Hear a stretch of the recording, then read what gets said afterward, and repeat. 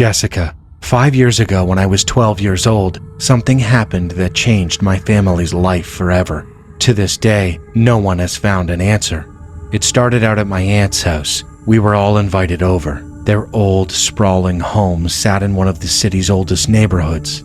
It was a 2-story house with a large backyard, countless rooms, and a dark basement that none of the kids dared to enter. The house smelled of old wood and dampness. The windows were always half open, and the curtains kept the rooms dim even during the day.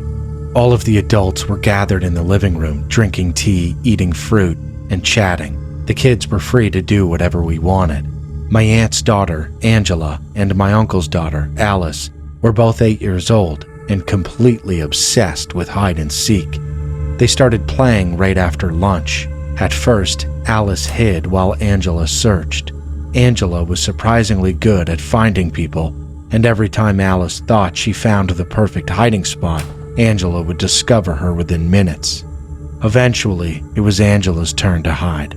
Before running off, she laughed and told Alice, "This time, you won't find me." Alice closed her eyes and began counting to 30. The moment she started counting, Angela ran out of the room. I was sitting on the couch watching a movie, but every now and then, I glanced over at them. 30 seconds passed. Alice opened her eyes and started searching. She checked the living room, the kitchen, the bedrooms, the closets, and then she went upstairs. I could hear her footsteps echoing across the old wooden floorboards. Every few minutes, she would shout, "Angela, I found you!" But no answer ever came.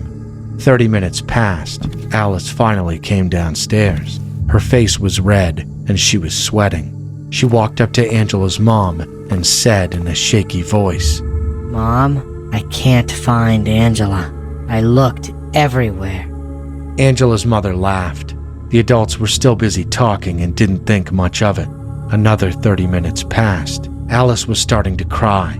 Now some of the adults got up to help. They opened every door, looked under beds, checked closets, searched the backyard, the garage, everywhere. There was no sign of Angela. Then it was time for everyone to leave. Angela's father stood up and called out loudly, "Angela, sweetheart, come out. We're leaving now." The house fell silent. No answer.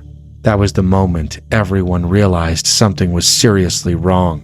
The search became frantic. Every room was checked again. Every closet, every cabinet, every possible hiding place. They even unlocked and searched the basement, a place that was normally off limits. Nothing. No sounds, no footprints, no toys, no clothing, no sign that Angela had ever been there. The police were called. Tracking dogs were brought in. They searched the entire neighborhood. Officers combed through nearby streets, yards, and abandoned buildings. Local news stations even covered the disappearance, but no clues were ever found. It was as if Angela had simply vanished the moment she went to hide. 5 years have passed. Angela is still missing. Sometimes I dream about her. In those dreams, I hear her voice calling to me from somewhere dark, a closet, the basement, sometimes from behind a closed door. She always says the same thing, "Find me." but whenever I reach her and pull the door open, I only see a shadow, and then it fades away. Alice barely speaks anymore. Angela's mother still bakes a birthday cake every year and lights candles for her daughter. She never misses a birthday. My aunt's house has never felt the same since that day.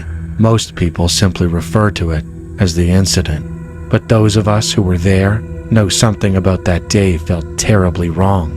Sometimes I catch myself wondering if Angela was never really found because she never left. Maybe she's still hiding somewhere inside that old house. And maybe she doesn't want to be found anymore. Hello, Wansi. I've always loved scary stories, but I never imagined I would experience something like that myself. It happened about 12 months ago, and just thinking about it gives me goosebumps. That day was like any other. At least that's what I thought at the time. My parents and older brothers had gone to work, and I was home with my 2 younger sisters. They were playing with toys in another room. I was comfortably immersed in the chilling atmosphere while watching your horror videos when I suddenly heard something. It was a whisper. It was faint, but I could hear it clearly. Come here. Come here. At first I thought I'd misheard, but then I heard the sound again. Soft, almost broken. It sounded like the voice of someone who hadn't spoken for a long time. My sisters didn't notice anything. They continued playing as if nothing had happened, but I jumped up, my heart pounding, and went upstairs. Our kitchen was upstairs. The moment I stepped onto the last step, I heard the sound of something being chewed. It was a very loud sound. And then I saw her, a woman. No, she was closer to a shadow than a woman. Her gray hair, reduced to nothing but bones, covered her face. She stood in front of an open refrigerator, eating raw meat with her bare hands. Blood was dripping from her mouth, and she turned around and looked at me. Her eyes were a cold, hazy blue, as if they'd seen too much. Blood stained her lips, and she wore a chilling smile. It was a twisted, terrifying smile. I screamed. I slammed the kitchen door shut and ran downstairs. My siblings ran toward me crying, and then everything went dark. I lost consciousness. Our neighbor heard the scream and ran into the house. He saw the woman too. She was staring at us with a knife in her hand, her mouth still covered in blood. The police arrived soon, and she was arrested. We later found out she was a mentally unstable homeless person who had entered through an unlocked door while we were distracted. I was so engrossed in scary stories that I didn't even realize someone had broken into the house. But what was the most horrific part? Even now, when I close my eyes, that woman comes to mind.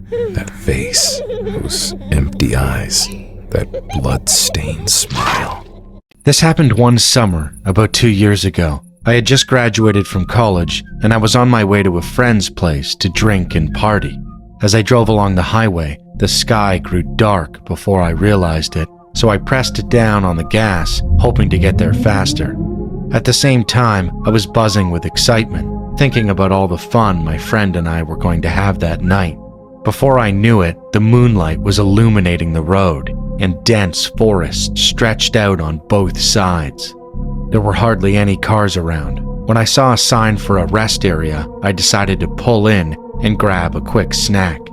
The moment I stepped out of my car, something caught my eye. A man was standing nearby, staring at me. I froze for a second, but tried my best to act casual. He stood in a dark corner, his face hidden behind thick black hair. In his hand, he held something that looked like a metal pipe. He lifted it to his mouth like a microphone and began humming a strange tune I couldn't quite make out. Assuming he was just some weirdo, I hurried past him and headed toward the convenience store. Even after I reached the entrance and glanced back, he was still standing there, watching me. As I entered the store, I noticed the clerk was nowhere to be seen. Instead, I could hear someone humming softly, somewhere between the aisles. By that point, I knew something felt wrong. I quickly grabbed an energy drink and headed for the exit. Then, a loud bang slammed against the glass door behind me. I spun around, stepping into the store. Slammed against the glass door behind me. I spun around. The man from outside was opening the door and stepping into the store. Under the bright lights, I could finally see him clearly. He was tall, and his hands were covered in scars. Slowly, he started walking toward me, gripping the metal pipe. Then he spoke. "Your screams will make our song complete. We needed another instrument, and then you showed up." As he stared at me, his eyes moved up and down my body, sizing me up, and as they did, his humming grew louder. The clerk was still nowhere to be seen. Meanwhile, the person hidden somewhere between the shelves continued humming as well. The two sounds blended together in a disturbingly perfect harmony. My heart nearly stopped. Then it began pounding so hard, I could hear it in my ears. The man's footsteps seemed almost rhythmic, like he was moving to the beat of some invisible song. Then he pulled out his phone. He tapped something on the screen and held it up for me to see. A voice recorder app was running. Next, he set the phone down on a nearby shelf. Then he gripped the metal pipe with both hands and took a stance like he was preparing to swing it. At that moment, the air seemed to freeze. I ran. I bolted for the door and sprinted out of the store. Seconds later, he came charging after me. I jumped into my car, started the engine, and slammed my foot on the gas pedal. As I sped away, I saw him climb into a truck that had been parked in a dark corner of the lot. Then he came after me. The truck raced onto the highway behind me. As he drove, he leaned his head out the driver's side window and screamed in an impossibly high-pitched voice. My hands shook violently on the steering wheel, but I kept driving as fast as I could. Eventually, the truck grew smaller and smaller in my rearview mirror. Then it disappeared completely. It took a long time for the shaking to stop. The entire drive afterward felt unreal. Thoughts poured through my head non-stop. The strangest part was that I never saw a single employee in that store. I still don't know whether the person humming between the shelves was actually a clerk or someone else entirely. It was well past midnight when I finally arrived at my friend's house. Still shaken and half-dazed, I told him everything that happened. He was horrified.